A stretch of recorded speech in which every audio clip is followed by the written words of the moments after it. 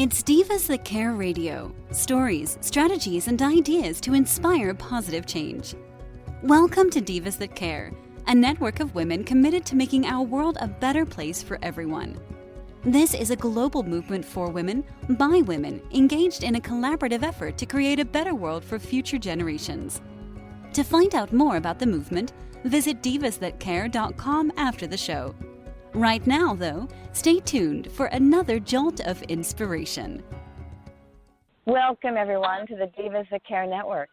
I'm your host, Amy McKenzie, and today's show, The Wow of Women, features the remarkable journeys of women whose powerful and extraordinary choices positively impact people's lives.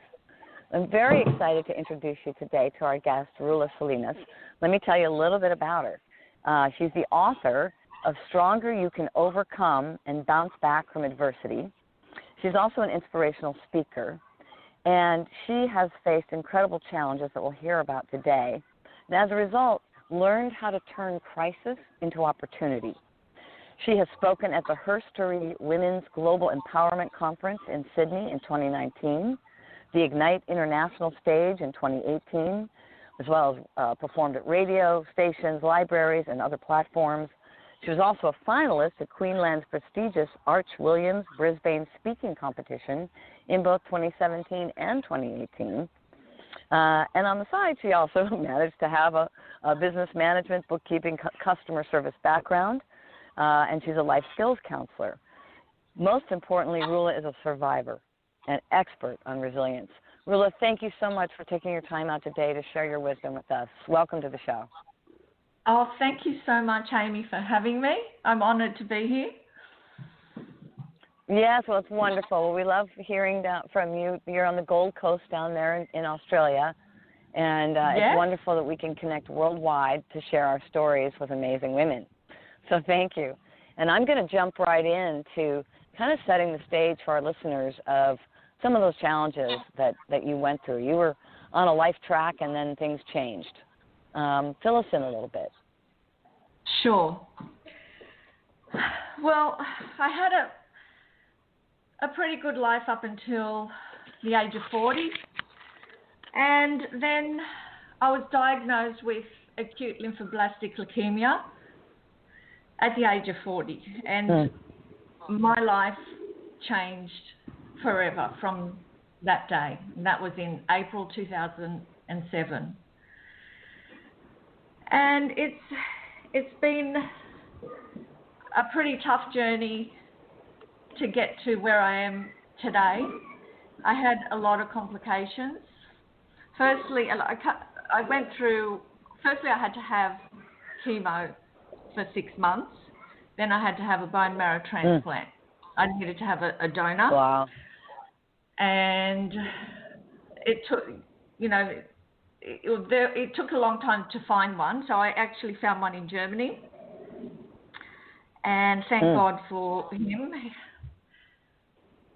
So that was, the chemo was quite hard, but compared to the bone marrow transplant, that was just on another level.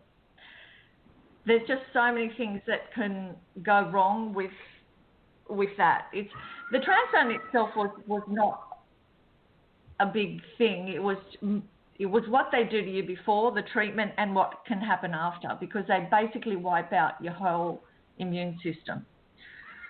So you're very susceptible to catch anything. And because my donor was not a good match, he was only 80% compatible, I had a lot of complications and a lot of setbacks. So viruses, infections, I'm not going to go through the whole list because the list was very long. And, I had kidney damage. My left kidney was damaged. I had lots of viruses and infections. So I'd take 5 steps forward, have to take 10 steps back. My eyes were damaged. I had to have 4 eye operations. I almost went blind. And, the transplant, I was so weak after the transplant that I could hardly walk. my lungs were so weak. And for a while there, I had to inhale into, a machine to help build up my lungs. This is while I was in hospital, and even when I got back, actually. And look, it was very difficult. It was... I bet. Yeah. It was, the isolation itself was difficult. And, because you're isolated, especially with the bone marrow transplant, because you can't see anyone because you're very susceptible to catch anything. So it's interesting how we all can have a heart for that right now. Yes, I think a lot of people maybe wouldn't relate to isolation like we can now. Exactly. And how long did that go on for? Well, it was for a week at a time when I was having the chemo, because I had one of the most intensive chemos you can have. And the chemo was 8 months. And it was 6 months. It was supposed to be 6 months, but it ended up being 8 months because we couldn't find a donor. And, I was in the hospital for a week at a time, and if I got a fever, I'd have to stay longer. And then when I had the bone marrow transplant, I was isolated for a long, long time because I was very susceptible to catch anything. So that was even longer period. Yep. And you were you weren't just isolated. I mean, we're all isolated right now, but most of us are not also incapacitated. We can still function. Yeah. So you had both. You were dealing with both. So that must have really taken a toll on your mental well-being. My goodness. Yeah. It was very difficult. I did read lots of books, not a book. I read books to help me get through. So, and you just do what you can. And when you're faced with something like that, you either got to make a decision. You're going to do everything you can, and you just go for it. Or you give up, right? There's only two choices, right? So somewhere along the line, you made this decision and you got through it. So first of all, congratulations on having the strength, internal strength, to keep that mindset going, fueled by nothing but your own willpower, and obviously the support of great medical help. But, if you didn't want it, it probably wouldn't have worked. So you got through it, and now you're on the other side of your life has completely changed. I'm sure you had to let go of, everything you thought you were before and basically recreate yourself. What was there for you? What was, there must have been some kind of moment where you made the decision to not just go back to what you thought was a quote-unquote normal life, but make some really big changes. Talk to us about that. Well, before I talk to you about that, can I just mention that there was a lot more that happened after the transplant? Oh, absolutely. Please. So after the transplant, I had, when I got home, because chronic fatigue was a big thing that I had to struggle with for a very long time. And also just the fact that I was so weak as well, and I had to build myself up. And I also went in 2009, I got so sick one time when I had pneumonia that I had a minor stroke. And oh my goodness. At that time, I also couldn't see very well. And it was a very confusing time for me because obviously I couldn't see very well. So as I mentioned, I ended up having 4 eye operations because I almost went blind. And, when I got home... How terrifying that must have been. Jeez. It was. Yeah. It was. But I was lucky that my memory was affected, but, I'm lucky that I did have to create new neuron pathways in my brain, so. Right. Look, the list is long of what I went through. The fact that I'm here and I'm doing everything I can now. I just feel so blessed because along the way I went through a marriage breakup as well, and that was devastating to me after being together for 28 years. Oh, Lula, I'm sorry. Yeah, and it was just a lot of physical and personal challenges that were very difficult to deal with. And, when I got home, it was hard because I was dealing with chronic fatigue. I couldn't see very well. I had to help build up my strength and stamina, and just a lot of challenges to deal with, and also the breakup as well. So I can only imagine, of all the times to leave someone, that's about as hard as it gets. I can't even imagine what that must have felt like for you. Yeah, when you need that person the most. Yeah. Yeah, it wasn't straight away. It was a few years later. It just deteriorated from, after the transplant. It was just, I think, too much. Yeah. Yep. So there you are. I mean, your life's on the rocks, if I can be so bold as to say that. But it doesn't seem like that's an overstatement at all. At that point, you might have even had days where you wish you hadn't bothered to go through all the trouble to survive. I mean, that's really devastating. What happened? How did you manage to turn that around? Well, as I mentioned, it wasn't easy. But look, if you make a decision and you're going to do everything you can to get to where you want to go. And I didn't focus on what was happening right now. I focused on what I wanted to be like when this was over. Okay. So you started visioning. So what did you see? What was the vision? What was the aha? Well, just everything that I wanted to create in my life. So right, like what? What did you want to create? Well, I wanted to be healthy again. I wanted to be strong again. And I wanted to, I pictured everything I wanted to have around me, like if I wanted a car or whatever. And I just visualized how I wanted things to be when I got better. And when I got home, I started, going on my kayak, and I started building up my strength. I started walking, and I started slowly riding my bike. And then I eventually went back to the gym and was doing yoga and Pilates. And, I built up my strength and stamina. It took me a long time. It took me about 8 to 10 years to get that chronic fatigue was just out of this world. Wow. Yep. So at some point you made the decision that your going through this could make a difference for other people. Share with us a little bit about, how you moved into the next chapter of your life. Yeah, sure. Well, after I got sick, obviously, when I was on the kayak, I remember I just had this thought come to me that I wanted to write a book to share what I've been through and help people. So it was never planned. Wow, so you immediately turned to a heart of service. That's so lovely. Okay.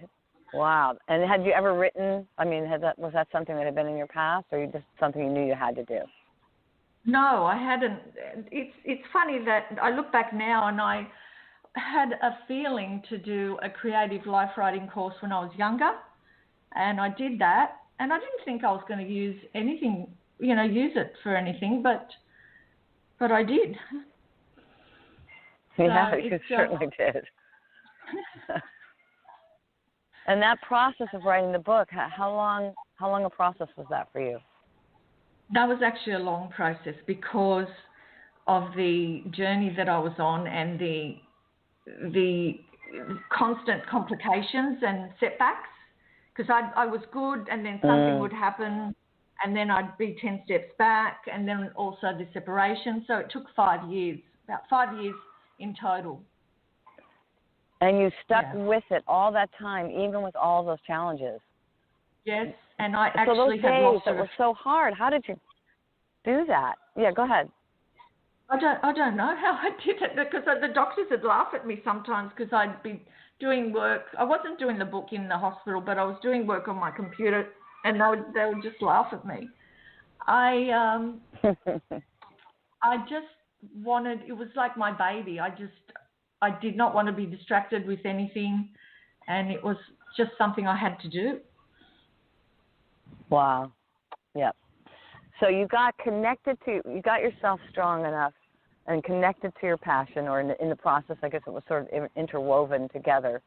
As you built your external strength, you also really retrained your brain in the areas that, as you said, built neural pathways that needed to be reconnected, and then developed new ones through the process of writing a book, which you've never done before. And this book is really something stronger. You can overcome and bounce back from adversity. It's understandable that it took that long because it's very comprehensive. Now you've got a book, and you managed to get this published. That couldn't have been a small feat for someone who's never, done this before. Yeah, so you figured that out. And now you got to tell people about it. What was that like? Well, that's I never wanted to be a speaker, so that's another thing that I wanted. So when I wanted to be an author, then I thought, you know what, I'm going to have to learn to speak. And that I had to overcome one of my biggest fears, because I hated public speaking. But I thought, if I've got this book, I really need to overcome this fear. So I started going So what did you do? I started going to Rostrum. It's a public speaking group. And I learnt how to, get confidence and articulate things. Yeah, so I've been doing that for about 6 years now. Oh, and it really made the difference for you then. Okay. Yeah, definitely. Wow, clearly, because look at your success track record. I mean, you have spoken at certainly one of the largest women's events globally, and you have been acknowledged and commemorated for some of that speaking, and been included in some incredible programs and events. So you didn't just learn how to get in front of people. You really learned how to deliver your message, which is part of your message, isn't it? Yes. Yeah. Yeah. And I also did I did a couple of, and another speaking course as well, Speakers Institute. So, I really was committed to learning how to articulate my message and learning how to speak confidently. And, it's, I really want to get my message out, and I'm just passionate about that. So I've had to overcome my biggest fear to be able to do that, and it's good. Right. Well, okay, so and let's talk about your message itself, which is resilience, in a word, from what I've read. And how do you teach resilience? Well, I think for me, I don't think you're born with resilience. I think resilience is a skill that we can build, that we can build on. It's like a muscle. So you teach it by empowering women or men and even kids. There's certain things that you can do to be resilient, and there's certain traits and patterns and things that you have to do to be resilient. And these are the techniques that I teach. And, there's an acronym that I've created, which is as well. It's STRONG, and it's 6 letters. And it is set an intention, take action, reprogram your negative thoughts to positive thoughts to change your beliefs, be an overcomer, never lose your faith, and be grateful for what is working in your life. And that is perfect. Just, yeah. So look, there's certain techniques that all resilient people follow. You know, there's certain patterns, certain techniques that you do on a regular basis. And also being persistent and never giving up is a big one, because when you go through these huge crisis and adversity in life, you really can lose your faith and your hope. You know, you get knocked down so many times, and you can really fall into that victim mode and think, why me? Why did this happen to me? Right. But you cannot get stuck there. You cannot get stuck there. You know, you either going to be a victim or a victor. So you've got to make decisions along the way, and there's certain things, and it's all about managing your mindset. That's very, very strong as well. Yeah. But this is all things that what you're teaching, you had to teach yourself to get through this, and that's what's extraordinary. Yeah, which is so powerful. And you found a way to actually, in a sense, as your acronym displays, systemize a process that allows people to really kind of go step by step. If they're particularly at the beginning of their crisis, they have something to latch onto that gives them kind of, because one of the things that happens when our life falls apart is the experience of chaos, right? And to be able to have something to latch onto that has a systematic, orderly process that we can follow is imperative. You created that for yourself, which is really stunning. But I love that you used what you learned about resilience to survive the cancer and all the rest of it to then turn around and use that same process to get yourself to do something you were terrified to do, for the purpose of making sure that other people could benefit potentially from what you had learned. And that is a true heart of service. That's wonderful. It's a beautiful thing. So you've done that. You've accomplished so much. So now at this point, looking forward, what's next for you? Because I know, knowing you, there's probably something else on the roster. There is. And you know, Amy, with all of this, that's why, could I just mention one thing, because I forgot a very important thing. Please do. That is that 10 years after I got cancer, originally with the leukemia, I was diagnosed with a secondary cancer. And that was from the treatment for the leukemia. And it was a breast cancer. And I was devastated. Well, that's not even, that's an understatement. So I was just devastated. And I can see. I can only imagine. And that's why you need to have faith and hope, because they are so important, because they can be wiped out, and you need to reignite them again. You really do. Because 10 years later, I really thought to myself, what have I done to deserve this? To get, you know, I'm back here, I'm strong. I felt great. I actually felt fantastic. I was in a really good place 10 years later, and to get diagnosed with another cancer, I was devastated. And, you know, I couldn't even talk to anyone apart from my family for a little while, because I had to get my head around what had happened. I was angry, and I just thought, why did this happen? You know, but you cannot stay there. And that's why I go through these techniques, you know, because there's 7 techniques in my book, Stronger, but this is just the acronym. It's just that I created just as a little version that what we have to do. And we need to redream and reignite the, hope and faith again, because that's the only way we're going to get ahead.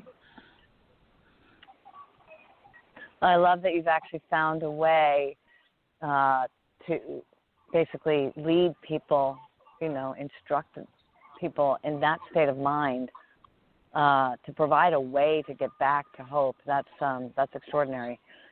Not an easy thing to accomplish. And in the face of your story, Yeah. I would think that, excuse me, that would make it much easier in a sense, to have someone that's inspired you with the kind of story that you have, makes you have to stop and think about, wow, okay, maybe mine is as intense. Rula did it, I can do it. I would think that would make a big difference for exactly. people. Yep. So what now? Now you've accomplished so much already. What now? Okay. So this year I've just written a children's book. And oh, wonderful. Yes, and that is a fiction fantasy book, and it's a short story, but it's filled with resilience techniques for children, because I think there's the age from about 5 to 9 or 10, and the children need to learn these resilience and life skills as well. Oh yes, and the earlier the better, I would think. Yes. And there's also another book that should be being released sometime this year, and that is part of the Her Story anthology, and that is called The Perfect Storm, a book of resilience and faith. And wonderful. Yeah. So if somebody wants to order the one that's available now, I know we're going to include your link with your page here. That's on Amazon, isn't it? Yes. Mm-hmm. Congratulations. Thank you. It's wonderful. Mm-hmm. Thank you. And just I love the idea of the children's book, too, by the way. When does that get released, just for our listeners' sake? Well, that is something I'm just working on, just trying to get it published now and finding a publisher. And so I'm in that process. Got it. So hopefully this year, that would be great later on. Do you have a title already? Or does the publisher get to have a say in the title? Yes, I do, unless it changes. The Magical Forest. Oh, wonderful. Yeah. That's great. Making changes in the magical forest. Did I get that right? People can watch for that. Yes, the Magical Say it again. Forest. Say the title again. The Magical Forest. Okay, so that's something to watch for those who have children, being able to teach those techniques so they become second nature before, hopefully, crisis hits, for those lucky enough to have it happen later in life. What a wonderful contribution you are. I really appreciate someone as yourself who's been through so much again and again and again, and you didn't let it stop you, and as such, now you are this huge contribution for the rest of us. Thank you so much. Any parting thoughts for us before we have to close out the show today? Just, if you've been through something, I think just, don't let things get you down, and we can redream and recreate new goals and new dreams and also a new life. So don't give up. Well, you're clearly evidence of that. Yes, and I love your term, redream. Oh, you're so welcome. Redream. I'm going to remember that one. We need to redream. Yep. Yeah. It's a great concept. Reignite. Very powerful. Yep. Thank you so much for taking the time to be with us today, Rula. Thank really you. appreciate having you on the show. Yep. Oh, thank you. I'm sure you'll benefit pleasure. a lot of our listeners. Oh, good. Well, in closing, I just really want to thank Rula Salinas, a remarkable guest. Be sure to look up her book and share it with others who are dealing with crisis of any kind. It's incredible, and her techniques are very practical. And I just think you'll really appreciate her work. I also want to thank all of our listeners, our producer, the founder of Divas That Care Network, Candace Gish. Candace redefines the word diva to mean a courageously self-assured woman. Well, as Rula points out, you can create that for yourself. None of us are born that way. We can learn to be resilient. We can get ourselves to be courageous on things that even scare the heck out of us and move forward in our lives. So thank you for that inspiration. Divas That Care Network offers women of all walks a platform for sharing their voices in the world. Please join us. Visit divasthatcare.com. Hear more stories. And who knows, maybe one day you'll want to add your voice to the conversation. We'd love to have you. Thanks, everybody. Signing off for today. Thank you. Have a great one, and we'll talk to you next time. Bye-bye. Thanks for listening. This show was brought to you by Divas That Care. Connect with us on Facebook, on Instagram, and of course on divasthatcare.com, where you can subscribe to our newsletter so you don't miss a thing.